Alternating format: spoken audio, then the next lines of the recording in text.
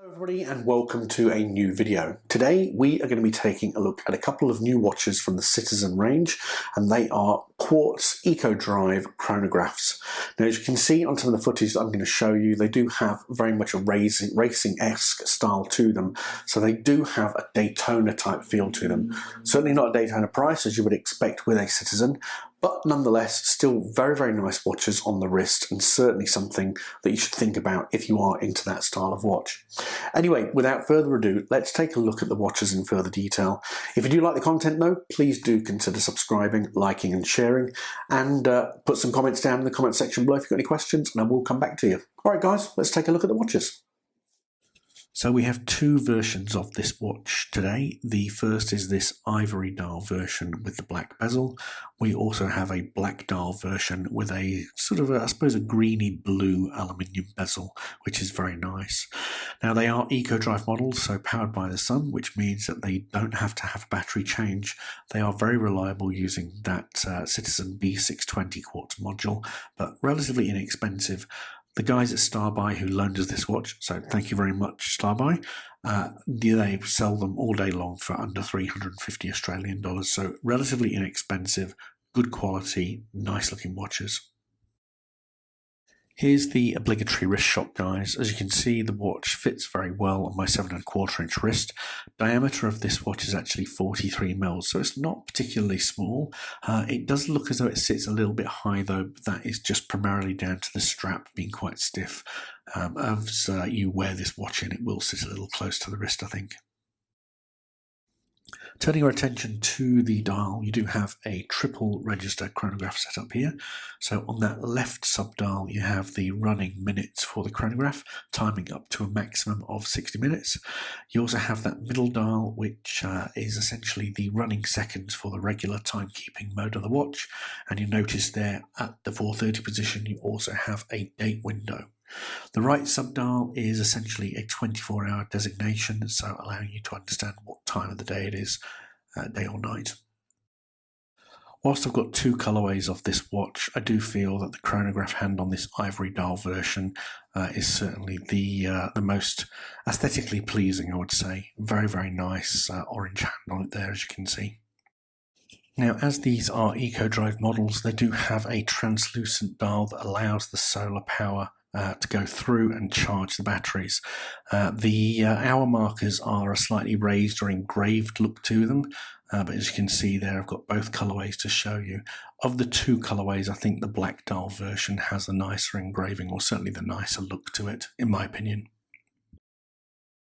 One criticism I do have of the Ivory Dial version is that the Lumibright on the hour markers is not the same colour as what you can see on the hour and minute hands.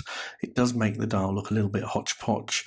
I've said this before, it sort of indicates or comes across as though they've just put some spare parts together. So guys, matching loom on the hands and the dial would be really good. In saying that though, when you actually put it under, in the dark, the loom colour is actually the same. So a little bit confused there, but very, legible in terms of nighttime readability. Protecting the dial, you do have a mineral crystal, not a sapphire crystal. A lot of people make a lot of fuss about, having a sapphire crystal. Guys, I don't drag my knuckles around on the floor, contrary to a popular belief. So for me, I don't have an issue with mineral crystal. I don't get myself into such scrapes where a crystal is going to get scratched, or at least need to be a sapphire crystal. And again, at this price point, I think it's slightly forgivable. You do have, again, this is one of my pet peeves, is that chronograph secondhand does operate very similar to what you would find on a mechanical chronograph. Nothing worse than pressing a chronograph button and then watching the second hand just tick once per second. It defeats the object of timing.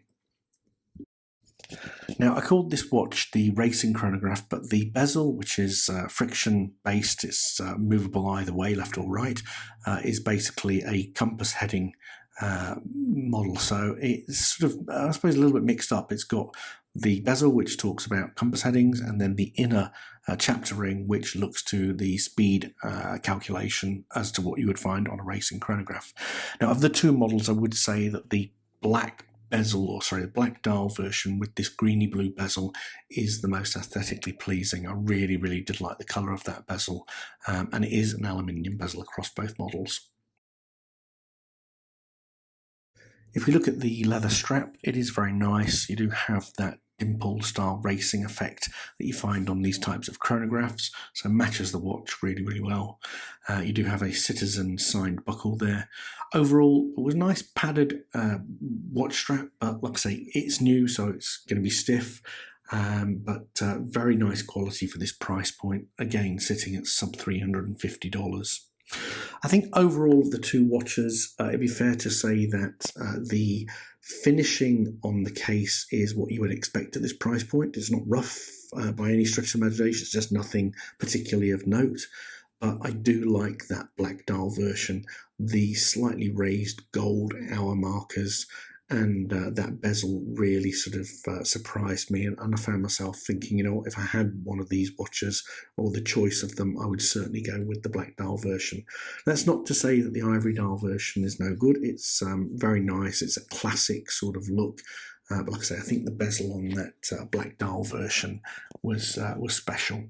Anyway guys, I hope you've enjoyed the video. If you do like the content, please do consider subscribing, and I will see you in a new video very shortly. Take care guys, see ya.